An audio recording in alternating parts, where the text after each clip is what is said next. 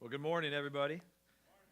If you're a guest, my name is Matthew Johnson, and we're so honored that you're with us. And if you're a guest, we want you to know that we would love to welcome you personally at our guest reception. That takes place at the end of each service, and it really is just an opportunity for us to begin that connection process. We'll give you a gift, answer any questions you might have about the church, and then just start that process of connection. So if you're a guest and you'll come back there, that would honor us. If you brought a guest, come back with them because it's much less intimidating that way.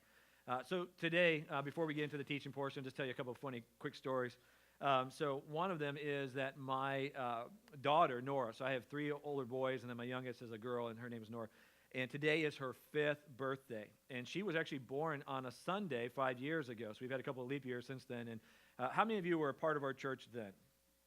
Just a few. How many of you were not a part of our church then? So, okay, more of you were not. But it was just, obviously that was a radical change to our home to have a girl. But I just want to tell you what I think is a funny story. So this past week, Nora was in my room and she was talking with me. And so whenever Nora goes to her grandparents' house, what we've discovered is grandparents have different rules than us, which by that I mean like they have no rules. You guys know what I'm talking about? And so one of the dynamics is Nora's 5, so we don't let her wear makeup. But when she goes to Grandma Phyllis's house, Grandma Phyllis lets her wear makeup. But it tells her you can only do it when you're here. And there's a specific room they have upstairs. That's the playroom, and she can do it there. But then my mom gave her lip gloss. And so she took home with it. Now, I know the truth is my mom told her she could only wear it when she's at her house. But this past week, Nora brings it into the room, and she's sitting there, and she shows me, she goes, "Dad, here's my lip gloss." And I go, "Oh, yeah." I said, "Remember, you can't wear that." And she goes, "Oh, no, Grandma told me I have to wear it outside. Like, I have to wear it out." No, she used the term out. "I have to wear it out." And I said, "No, I think Grandma actually said you have to wear it at her house." And she said, No. She said, "I have to wear it out, and she told me I have to do this."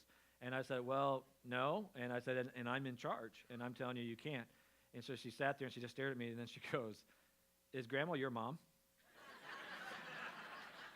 And I knew where her little brain was going, and I said, "Yeah." And she said, "Do you still have to obey your mom?" I said, "No." And she goes, "So she's still your mom, though?" And I said, "Yeah." And she goes, "Oh." And she walks out of the room, totally looking at me like, "You rebellious man, you." And so that's the joy of being a parent. So next week we're going to talk, or in the upcoming weeks we'll talk about parenting. But today we're going to continue in our series on relationships, and we're going to continue today by talking about marriage. So a few weeks ago, we talked about our relationship with God and how it interacts our relationships with others. We talked about having healthy friendships. Last week, we talked about being single and dating. But this week, we want to focus on marriage. And part of this dynamic is that we want to challenge those that are in marriages. But if you're single or dating, what we hope that today will be is a standard for you to measure your own life against and to see if these are characteristics of your personality, something that you can strive for, and also to measure the future people that you would date against this. Is this someone you can see living out these principles? And so what my hope is today is I'm going to initially start by just setting a foundation, then I'm going to do a little bit of review of last week to get us all on the same page, but then I'm going to end by giving us 4 practical steps that we can take to have healthier marriages. I really do value as a teacher being able to communicate what I would say is somewhat difficult principles at times in simple ways, because I think it's a win if you can leave here and know how to apply it to your life. So I want to give you 4 practical things. So that's where we're going to end today. But I want to begin by just getting us all on the same page by setting a foundation. When God first created, there was what was referred to as the Garden of Eden, and this was the ideal. So if you just understand this on a theological level, in the beginning was the ideal. God and humanity were in relationship with each other. There was this beautiful image of God dwelling with mankind. But then Adam and Eve sinned, and they rejected the leadership of God, and sin changed everything. It really did break our culture, changed our dynamic with our relationship with God. That's why God had to come to restore the relationship back. But then we also know, so in the beginning was the ideal, and we know that in heaven will be the ideal, but where we live now is the tension. So we live in the tension between what once was and what will be. So we live in a broken culture. But what we need to understand is all of the commands that God gives us for our lives now is to get us back to the ideal. So God's commands are never just simply because sin has entered the world and we're broken by sin now, though that's a part of it. But God's command is to guide us back to the place where we once were. And when we talk about marriage, that is specifically what we need to deal with today. That there was an ideal in the beginning that God desired for all of us, but it is the ideal that we have to get back to. So all of the commands in Scripture is to get us back to the place of how we were designed to operate in marriage. And the reason this is important is once we discover how God has designed marriage to operate, if we desire that, if we want to submit to God and live this out, then the design of God becomes the goal. And this is what's important, as I talked about last week, this powerful truth. How we define the goal will determine the method. So if you think about this in your life, you will set a goal in many different areas. You might set a goal in your finances. You might set a goal in your physical health. You might set a goal in relationships. But however you define the ultimate destination, it will determine the method you use to get there.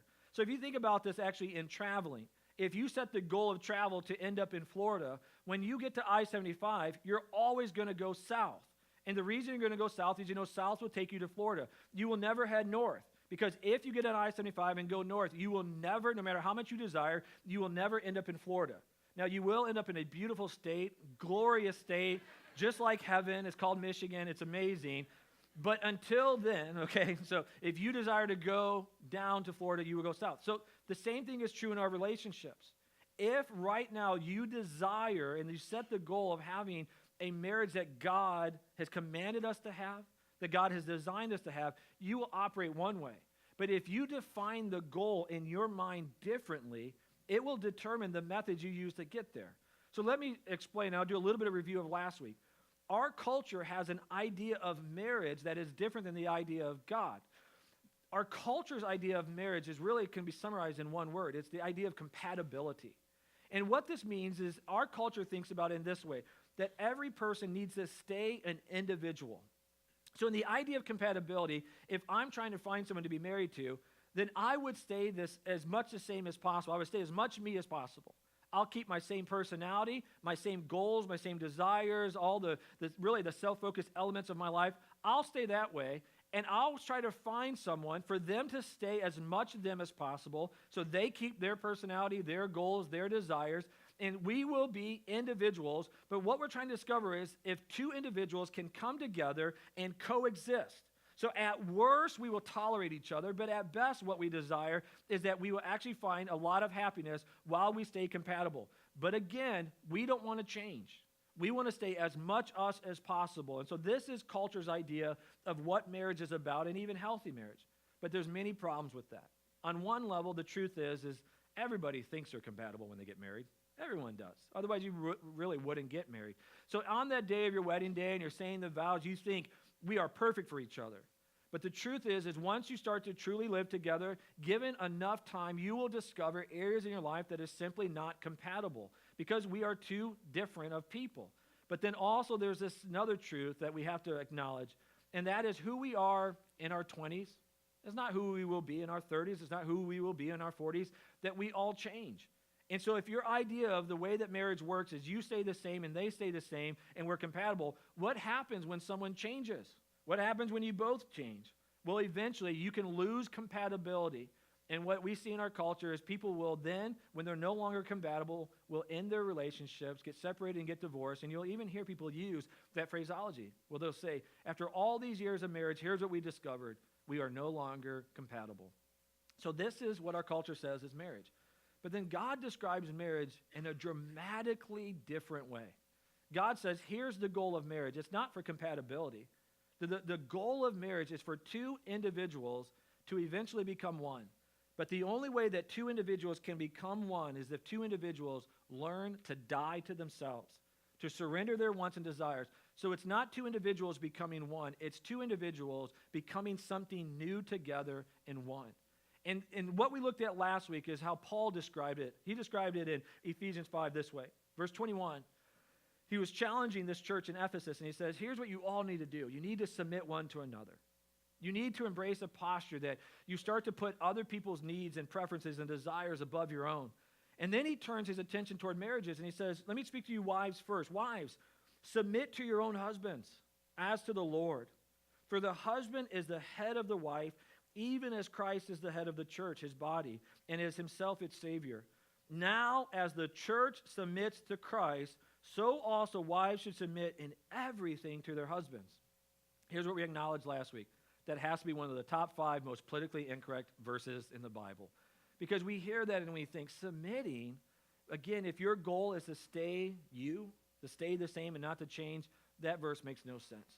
but with the ultimate goal being oneness, two people connecting. Paul challenges women and says, if you want to really have a healthy marriage, here's what you need to do as women. You have to be willing to surrender your wants and desires for the preferences of your husband, allowing your husband to lead and following him and focusing on him. And when we hear this, and when we just stop there, there's a part of all of our personalities that when we hear this, that we can be tempted to think, well, that sounds unhealthy. That sounds maybe at best old-fashioned and outdated, and we need to update it. But it might even seem unhealthy because we live in a culture that says it's all about us discovering who we are. It's all about us being focused on ourselves. Very much a consumer culture. But again, if the goal is oneness, then the methods look like this. But Paul doesn't just stop at the women and say, you need to submit. He then turns his attention to the men, and he raises the bar. And he says, and husbands, love your wives as Christ loved the church and gave himself up for her. So he says, men, this is your calling. If you want to love your wives in the way that you're called to and experience oneness, how did Christ, Jesus, how did he love the church? Well, he died. So he says, husbands, here's what you're called to do. You're going to have wants and you're going to have the desires. Die to them so that you can live for your wife. And what Paul is describing is this culture in this relationship where the spouse is so focused on each other that their whole life revolves around meeting the needs of each other, and this creates health and creates oneness. But again, when we look at this, the question is this really what we desire? Is this really the goal that we've set for our marriages? Because I'll tell you, in a marriage like this is the only type of marriage where you will experience true intimacy. What our culture portrays as intimacy is an imitation of this. If you're willing to die to live with someone else, you will discover intimacy, but you will also discover a level of health. Because it is in this type of relationship that wounds are healed as you partner together. So today, as you're hearing this, is this what you want for your marriage? Now, I'm not saying this to be disrespectful or even to be flip about this, but for some of you, you will hear what I just said and you'll think, no thanks. That I'm not interested in that. Maybe you're not a person of faith, or maybe you are and you just think that seems old-fashioned, it needs to be updated. I don't believe in submission. I don't believe in dying to myself. I don't want that. Well, if that's the case, I'll just simply say to you, then probably everything I say from this point on won't make sense to you, and so I'm just kind of warning you ahead of time. But if you're here today and you go, you know what? That is what I want. And you might even be honest and say, that doesn't sound fun to me. That sounds painful to do that. But I trust God enough to believe that how he's designed me to live and how he's commanded me to live is the best way to live. And if that is you, then today what I want to give you is 4 practical things that have to become a priority in your life in order to experience the oneness that God has called us to experience. And so here's the first thing you have to do, is you have to prioritize your spouse. You have to prioritize your spouse. So in the beginning, when God first created marriage, it says this in Genesis 2:24, and we looked at this verse last week. It says there's 2 important things that have to happen in order for you to be one. It says, therefore, a man shall leave his father and mother and hold fast to his wife, and they shall become one flesh. Now, some of you probably have heard this verse even in the King James where it says to leave and to cleave. Have you guys ever heard that verse? That's how I actually learned it when I was younger. But here's the imagery that God gives. He says, in order for you, the ultimate goal of experiencing oneness, 2 critical things have to happen. And here's the first, is you have to be willing to leave father and mother. Now, when we first hear that, it just simply sounds like he's saying you have to move out of mommy and daddy's house. But it's so much deeper than that. What he's actually saying is recognizing in the culture that this would be eventually written in, the culture was all about their identity found in their connection to their family.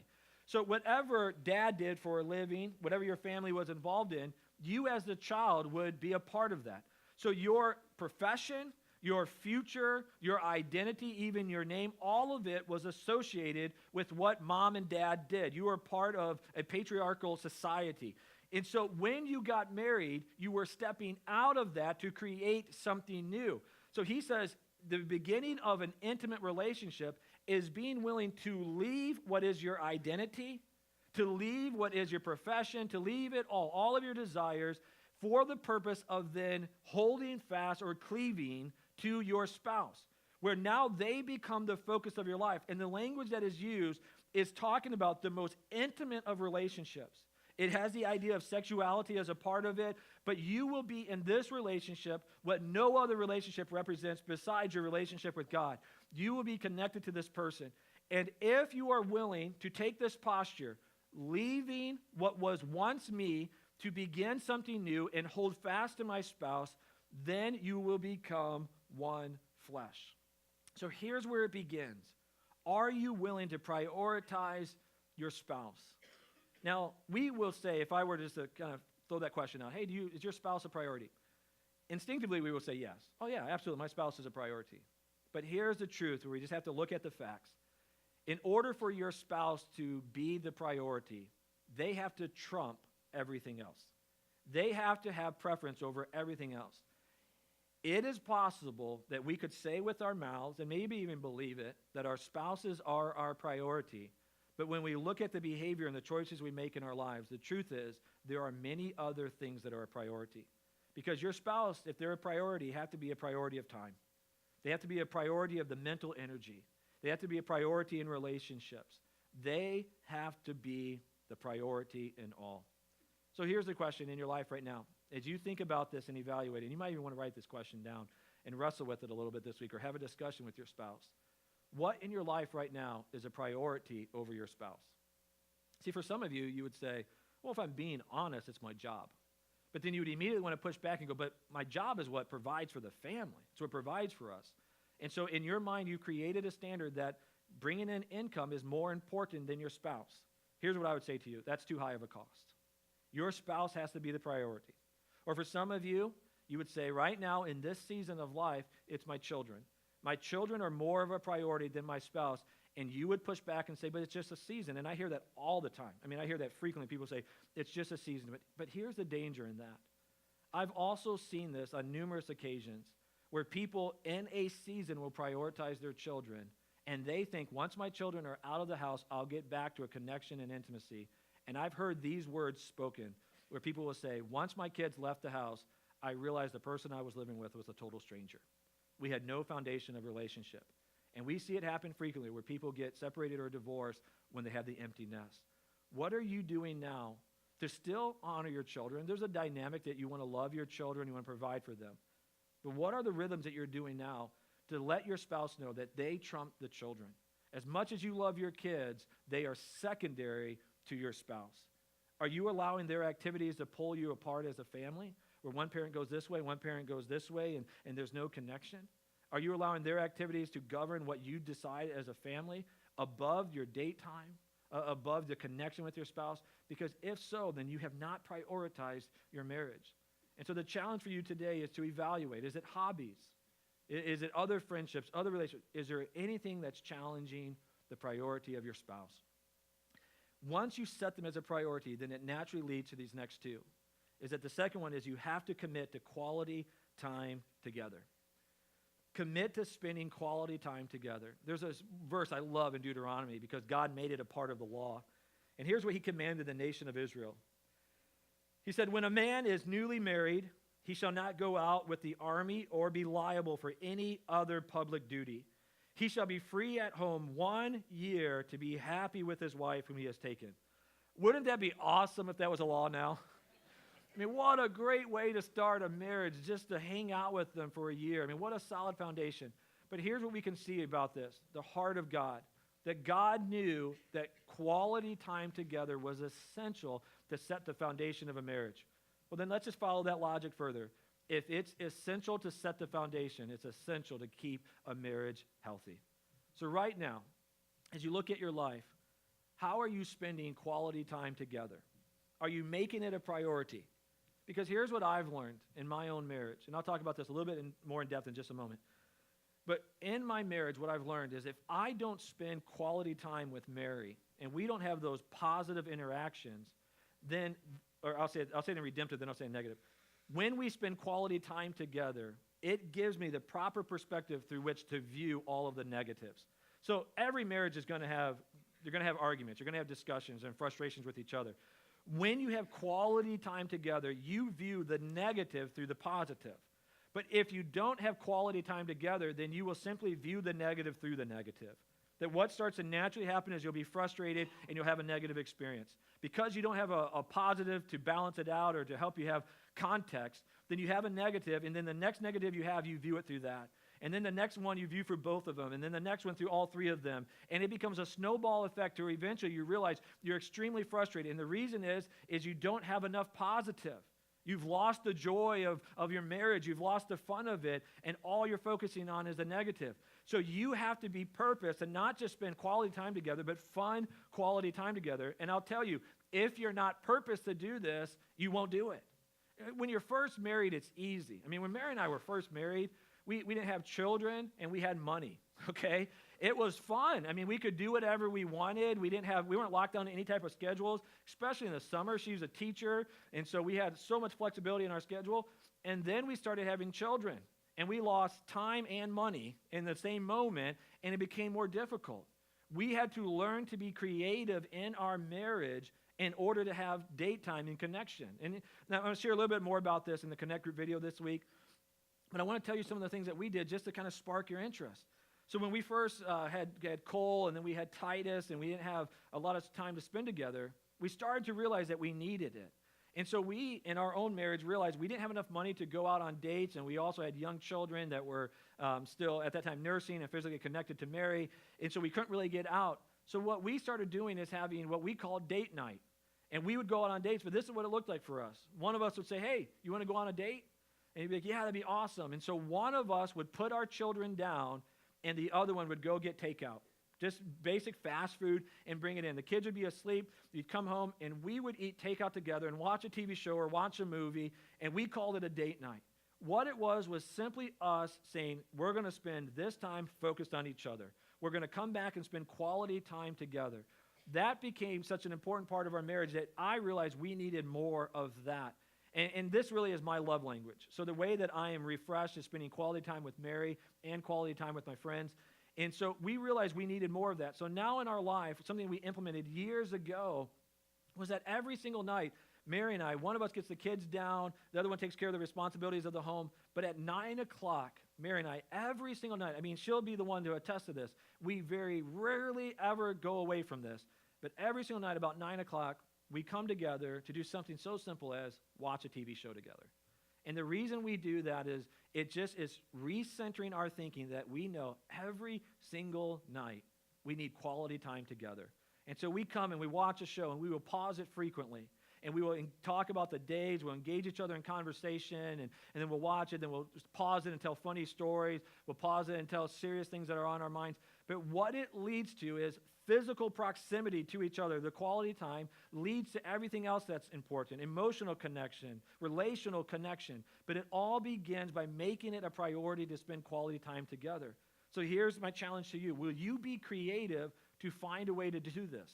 After the last service, I had a couple that came up to me that I very much respect because of their loving marriage. And they came up and they were laughing. They said, we do the exact same thing.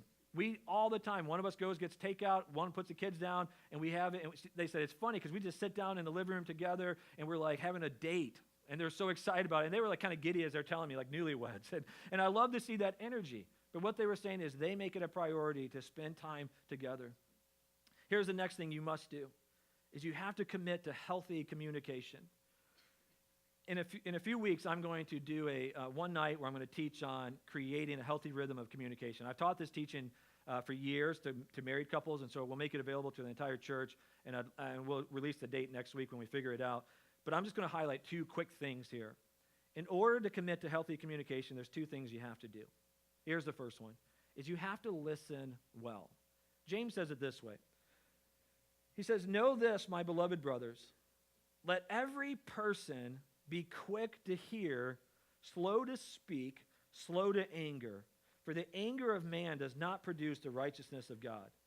If there's ever a verse that every single person in America needs to get tattooed on their body, it's this verse right here. We are a culture, let's acknowledge this. Aren't we a culture that celebrates forming an opinion immediately and sharing it? We're a culture of arguing, posting things. I mean, that's just how we're wired now. And James says this powerful dynamic truth that was countercultural 2,000 years ago, it's still countercultural. He says, here's what you need to do, is embrace a posture where the first response is not to argue, not to speak, but it's to hear. It's to listen. And this is a dynamic I had to learn the hard way in our marriage. I am by nature good at arguing. My mind thinks that way. I'm a debater. I enjoy debating. The good of that is it helps me as a teacher. So as a teacher, I think why I'm effective in communicating is I can form an argument. I can form plans in my head. It's just how I've been wired since I'm young. Here's the negative of it. It hurts people in relationships, and it hurt my wife, Mary, for years. Because how I thought for years is that the best thing I could do for our marriage is to argue, honestly. And here's what I thought is if we argued and discussed, whoever won the argument was right, and so the goal was to find out who was right. And so because I could win most arguments because I'm more aggressive, I really thought I was a blessing to our marriage because I won every single argument for all those years. I mean, Mary is so blessed to have a husband that cares enough to argue. So I say it jokingly, but here's the negative. I discovered this negative truth by hurting Mary's feelings. And one day she pushed back on me and was very hurt by me and even angry at me at that point, and she pushed back. And when she did, I immediately realized in that moment that I had prioritized winning an argument over hearing her heart. And it was one of the saddest but most critical times in our marriage where I decided from that point on, the goal was not to win. The goal of discussion was reconciliation, was restoration. And when I learned that principle, I started to hear differently. I wasn't listening to Mary to bolster my argument. I wasn't listening so that I can figure out how I'm going to respond to her.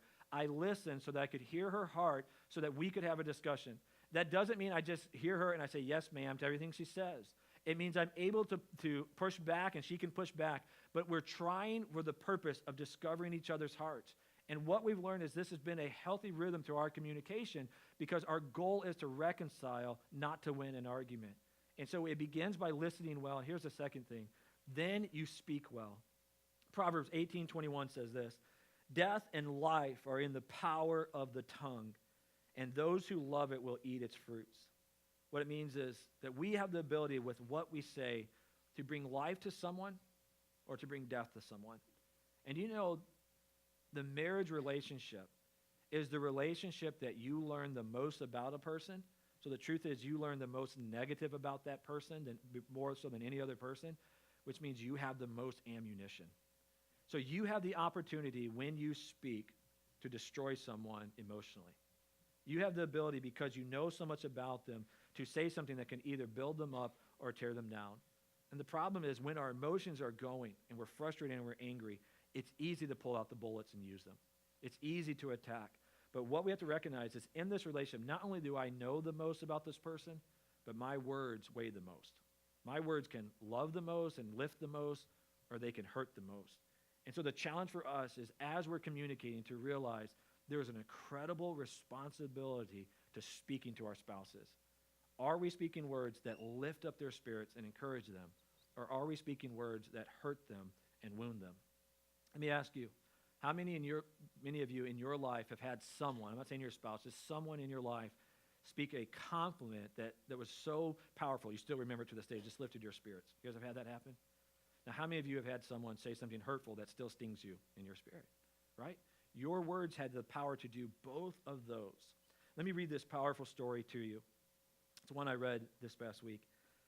There once was a little boy who had a bad temper. His father gave him a bag of nails and told him that every time he lost his temper, he must hammer a nail into the back of the fence. The first day, the boy had driven 37 nails into the fence. Over the next few weeks, as he learned to control his anger, the number of nails hammered daily gradually dwindled down. He discovered it was easier to hold his temper than to drive those nails into the fence. Finally, the day came when the boy didn't lose his temper at all. He told his father about it, and the father suggested that the boy now pull out one nail for each day that he was able to hold his temper. The days passed, and the young boy was finally able to tell his father that all the nails were gone. The father took his son by the hand and led him to the fence. He said, "You have done well, my son, but look at the holes in the fence. The fence will never be the same. When you say things in anger, they leave a scar just like this one. You can put a knife in a man and draw it out. It won't matter how many times you say, 'I'm sorry,' the wound is still there." The little boy then understood how powerful his words were. He looked up at his father and said, "I hope you can forgive me, Father, for the holes I put in you." "Of course I can," said the father. Isn't that a powerful truth? What we say in our lives is going to be the difference between lifting someone up and giving them life or tearing them down and bringing death to them. Our relationships hinge on what we say and how we say it. So the challenge is that we will speak well. Now here's the last one, is you have to commit to a healthy sex life. When we look at relationships, here's what we can acknowledge, that God has given us so many tools to have a healthy connection in our marriages. So we look at it and we think there's what we've already talked about. There's prioritizing someone. There's healthy communication that makes for a healthy marriage. There's quality time together. We also know in marriage that you have experiences, you have anniversaries, vacations, the birth of your children. There's so many things that God has given that help unite people together. But there's only one in Scripture that God says he has supernaturally blessed to make two into one. That's more than just relational and physical. It's physical, it's emotional, it's mental, it's spiritual, and it's relational, and that is sex. So God has said the gift that he's given marriages is sexuality to unite them together. But here's the problem. Many marriages view sex as simply an option, or they view sex as simply, for lack of a better terms, as a reward if the marriage is going well. And so it seems like it's optional. But what we have to understand is when God gave us all of these tools, he intended for us to use these tools for the purpose of uniting us together. So when we look at the tools that God has given us, the challenge is, why don't we use these tools in the way that he designed them to be? And the reason is that we view sex as optional based on what I personally desire, and we don't look at it through the lens of the other person. And here's the challenge. Let me read you this scripture. This has got to be, again, in the next top 5 of politically incorrect scriptures. 1 Corinthians 7. Paul says this. He's writing to the church in Corinth. He says, now concerning the matters about which you wrote. So they wrote him this. Where you see quotation marks, that's them writing to him. So in the book of 1 Corinthians, it's actually the second letter that Paul wrote to the church in Corinth. So he wrote him a letter. They responded back with a letter. And 1 Corinthians is his response to that letter. And he says this, so now concerning what you wrote, it is good for a man not to have sexual relations with a woman, end quote. But Paul's going to respond. He says, but because of the temptation to sexual immorality, each man should have his own wife and each woman her own husband. The husband should give to his wife her conjugal rights, and likewise the wife to the husband. So he says, what they desire sexually, you should give to them. Then verse 4, this is what's so politically incorrect. For the wife does not have authority over her own body, but the husband does. Likewise, the husband does not have authority over his own body, but the wife does. Do not deprive one another, except perhaps by agreement for a limited time, that you may devote yourself to prayer, but then come together again, so that Satan may not tempt you because of your lack of self-control. If you have a cultural mindset of marriage that's just about compatibility, you will look at a verse like that that says you don't have control of your own body, and you'll think, that's crazy. That's maybe even unhealthy, it's old-fashioned, and that's ridiculous. But if your mindset is a marriage of oneness, what you realize is on that day that you committed to marriage, you gave everything to them in trust. And you are saying to them, my body is your body is my body. And you make sexuality a priority. But what happens so often in marriages is because there is tension and friction, then they remove the sex from the marriage because they're frustrated and they think that's just simply a privilege for when they're getting along. But as a result, it hurts the marriage. See, let me explain it this way. If you're in a marriage, would we all agree that if there's conflict in the marriage, you absolutely have to have healthy communication? We'd all agree, right? If you have conflict in the marriage, would we all agree that spending quality time together is essential to resolving the conflict in marriage, right? You know where I'm going with this? If there's conflict in marriage, isn't it essential for there to be a healthy sex life in the marriage that brings you together physically, emotionally, mentally, spiritually, and relationally? It's essential. But what so often happens with people is they view sex as optional and not as a need and not even as a desire. And even in some marriages, and unfortunately this is typically a female response to men. In most marriages, the male desires sex more than the female does. And so what happens is, for many females, is they start to even resent the sexual drive of their husband and can start to say things that will bring shame or embarrassment to a husband. If the husband wants to have sex and they'll say, oh, that's all you ever think about, they'll use terms like you're a pervert, you're a sex addict, and they'll degrade that desire. not recognizing is everyone has desires. They're just simply different. And the inconsistency in this is, if we were to say it this way, and you'll get this as I'm starting to say it, but if your spouse came to you and said, hey, I just really need to talk to you. I not only do I need to talk to you, I just desire to talk to you. You would never say to him, but we talked yesterday. Some of your minds are starting to get where I'm going with this, right? You would never say, that's weird. You're strange because we already talked yesterday. Or we talked this morning. You can never talk twice in one day. So now if you're a guest, you're just thinking, what church did I just walk into, okay? If you brought a guest, you're like, earmuffs. And but here's where I'm going with it is, again, the reason I'm comfortable talking, people ask me, like, are you super embarrassed to talk about it? I'm not, because the scriptures are not embarrassed to talk about it. But we wouldn't look at that and say, because you have a desire and a need to communicate, that it's weird. We wouldn't look at quality of time and say you have a need and a desire, therefore it's weird. We shouldn't look at sex and say because someone desires sex and has a need for sex that it's weird. Men and women are different. And so what the scripture shows us is what a healthy sex life is that you have sex as much as whichever spouse wants to have it the most. Whichever spouse says, this is a need that I have. And you hear that and you think, man, that just sounds awful. You're giving up control of your body. But there's something so beautiful about that intimacy. There's something so beautiful to say to someone when you prioritize communication. You're saying, I care enough about you to communicate well with you. When you make quality time as a priority in your marriage, there's something safe about that, where you're showing the person, I'm going to be committed to connect to you on a relational and mental level. But also, when you surrender your body to meet someone's sexual needs, you're communicating to them, this is a safe place. And when we have marriages that prioritize communication and prioritize quality time and prioritize a healthy sex life, what you create is a safe environment for you to address the issues that need to be addressed in the marriage. Years ago, I was teaching a series actually on sex, and I encourage you to watch. There's like 3 or 4 parts on that. But at some point in the series, I made the challenge to married couples. And I said, here's my challenge. I'm challenging you to have sex for 14 straight days. And people's reactions were awesome. I wish I could have had like a GoPro camera up there and just record people's reactions. And as men were leaving, men were high-fiving me and giving me thumbs up. Women had cross eyes, and they were looking at me like, what are you doing? But at the end of the 2 weeks, I wrote a blog, and then I printed it out, and I posted it online, and I gave it to all the people. And I said, the reason that I did that is I wanted you to see how much work goes into prioritizing a healthy sex life in a marriage.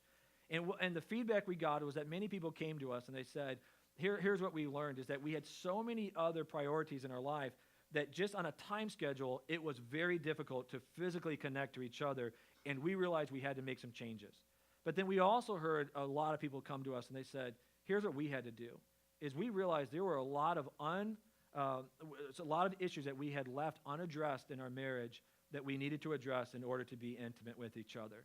That we had to have some conversations that we had put off because we just had no need to, but in order for us to truly connect, we needed to have those difficult conversations. Here's my experience. When you prioritize communication, and you prioritize quality time, and you prioritize a healthy sex life, it will lead you to address the things that need to be addressed, and done so in a very healthy environment. So here's a question for us today. As we think about our marriages, are we willing to live this way? Are we willing to prioritize? Now, as you're in this room, here's how the different variety in this room. Some of you have really healthy marriages, and so you're hearing this and you're saying, like, right on, like I'm already doing this, or I can tweak this, and that sounds great. But for some of you, you're in a stagnant marriage, just it's kind of lost some of the life and some of the romance and some of the connection, and you might think in your mind, I desire that, but it seems maybe impossible, and obviously we're viewing it not just through what we can do, but we're viewing it through what our spouse would do, and so it seems a little bit overwhelming. For some of you, you're just in bad marriages right now, and you know this is not even close to where your reality is, and you can desire it, but it just seems like, man, how is that possibly going to happen? Well, it's going to be baby steps. It's going to be God guiding you and giving you wisdom in your marriage to get to that place where it's healthy once again.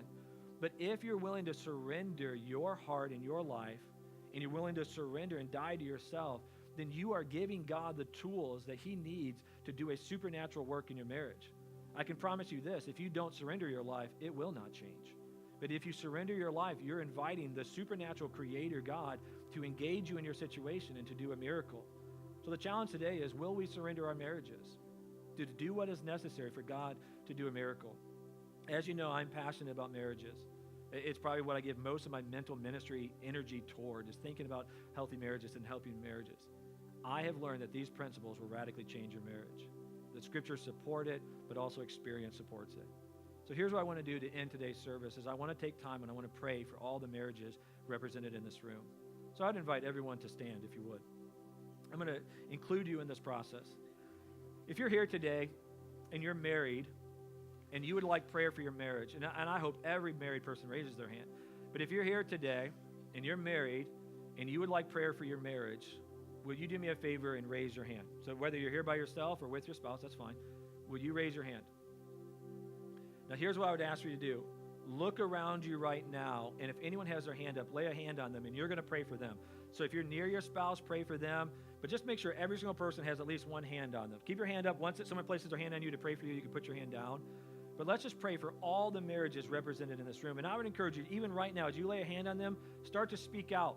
Start to pray over them. Don't be embarrassed for them to hear your voice, and ask God to bless them and bring healing. And in a moment, I'll close this in prayer.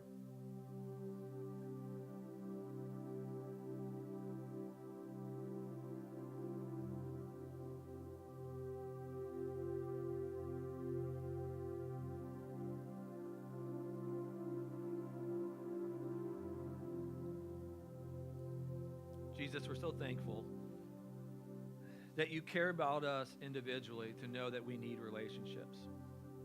As we've discussed this entire series, we need friendships and we need connection, but specifically today, you knew that we needed marriage. You knew there was something beautiful about it, but also you knew that it would be challenging for us. Because we're naturally self-focused, that oftentimes we think about ourselves first. So you knew that we would need your help to learn to die to ourselves, to surrender our wants and desires. And so, Lord, I pray for every marriage that's here today represented, that you will help them to surrender more of themselves for the purpose of living for their spouse.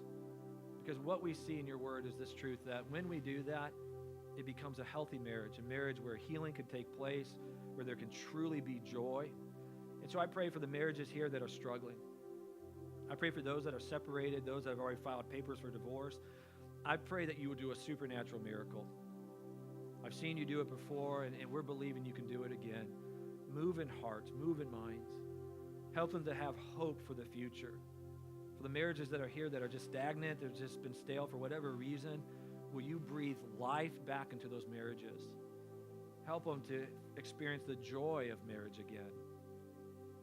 Help them to experience true intimacy. Lord, for those that have a healthy marriage, protect them, protect their minds and hearts, encourage them to continue these practices that lead to health.